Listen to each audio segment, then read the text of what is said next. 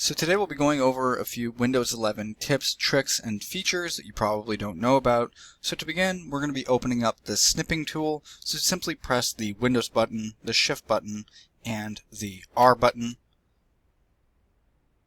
And immediately that'll open up the snipping tool, as you can see up here. And you can choose to record or take a screenshot by clicking the little frame here. You can click this and see if you want to do a rectangle, a window, full screen, or freeform. Freeform allows you to select exactly what you want depending on your mouse's movement, and it'll take a screenshot of that, and you have the other options that we've seen above, and it immediately saves it to the clipboard.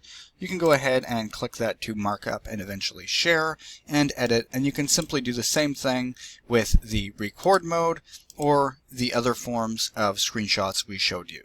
So that's the first tip that we'll be going over today, or the first feature.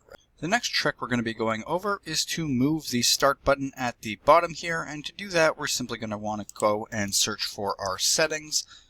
Let's open up our settings window. Once in there, you're going to want to go to personalization, and then you're going to want to scroll down. You're going to want to scroll down specifically to the taskbar icon and click that. And that'll open it up, and you'll see here that you have your search box that you can leave available or hide it completely. For some people that don't want to have the search box, you can have your task view on or off, as well as your widgets. You can scroll down and you'll also see taskbar behaviors, and this is how you can edit your taskbar and start menu. So you're going to want to go ahead and click that, and you can see here that the taskbar alignment is currently set to left. You can set it back to the center so that you have your start menu and taskbar in alignment like naturally in the default setting, or for some people that prefer it on the left. You can also go ahead and personalize the rest of your taskbar depending on what you want to do. For instance, you can have share any window from my taskbar, automatically hide the taskbar, show badges on the taskbar, etc., depending on what your preferences are. But this is where you go to do these taskbar settings and to adjust them to your liking. The next little Windows 11 trick we're going to go over is basically how to find your Windows 11 specs. A lot of people aren't certain on how to find that or know exactly what is going on with their computer or what type of computer they have and all the details regarding it. So to do that, all you have to do is simply go again to the search bar and type in Task Manager. That'll open up the Task Manager. And from there you can actually go and see all the details of your computer, and you can go into the performance section, and then you can see all the details of what you need to see. So for instance, you can scroll down, you'll see your base speed, your sockets, the amount of cores, the logical processors, the visualization, and all the other little details that you would have about it. You can also click details and see more information regarding it of what's running in the background or not, and go back to processes where you can go and shut things down if you need to.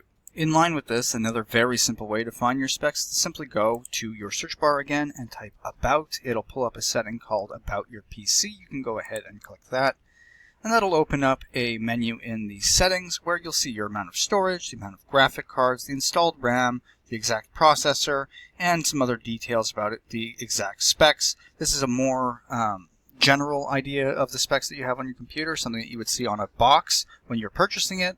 And this is typically what people are looking for exactly. You can go ahead and copy it if you need to, or go over it and see exactly what you're dealing with if you need a certain type of feature for some sort of program or anything under the sun. All of the information is here for you to go over your specs. The next little tip we'll be discussing today is how to pin apps to the start menu. It's actually very simple. You simply have to go to the Windows button over here, and you'll see the apps that you have pinned, and you can scroll down and see which other ones you have available. In the case that an app that you want is not pinned, you can simply go to All, find the app that you're looking for instance Brave or Booking.com. You can right click and unpin or pin to the start depending on what you want to do. So simply find it. Find the one you want. Let's say we like Excel. You can unpin. If we wanted it, we can go right click and pin to start. And then when you click the start menu, it should be readily available depending on how many you currently have there. As for me, I have quite a bit pinned, but if you had a few less, you would see it showing here. So that's how you pin certain apps to your start menu.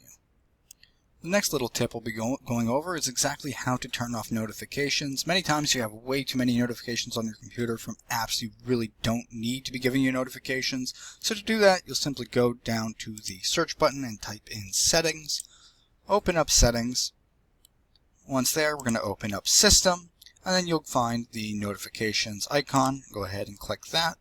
And here you can choose to turn off all notifications completely if you like. If you don't want to have any notification whatsoever, you can also put it on to do not disturb mode, where notifications will be sent directly to Notification Center, and you'll get it later when you turn off this mode.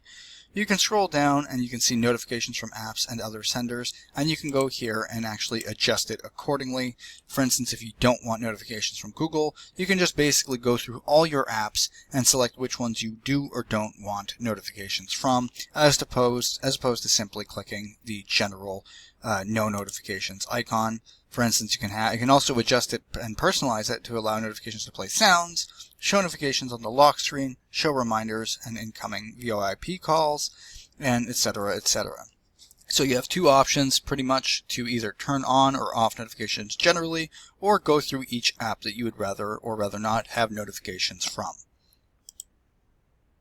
And the final trick we're going to be going over today is how to basically disable startup apps when you start up your computer. By doing this, it'll help your computer start up quicker and have less things running in the background unnecessarily if you don't need them. So to do this, simply go back to the search bar and type in Task Manager.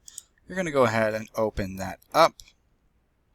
Once it opens up, you will see Startup Apps right here. You can go ahead and click that.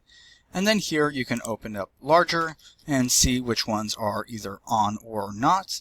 As you can see here, the impact of this one is low, but it is enabled, and most of them for me are already disabled. But in the case, for instance, this, you wanted to have it enabled or disabled, you'd simply right click and either click enable or disable, or have it up here in the top right, enable or disable. Seeing as this is already disabled, I will leave it as such.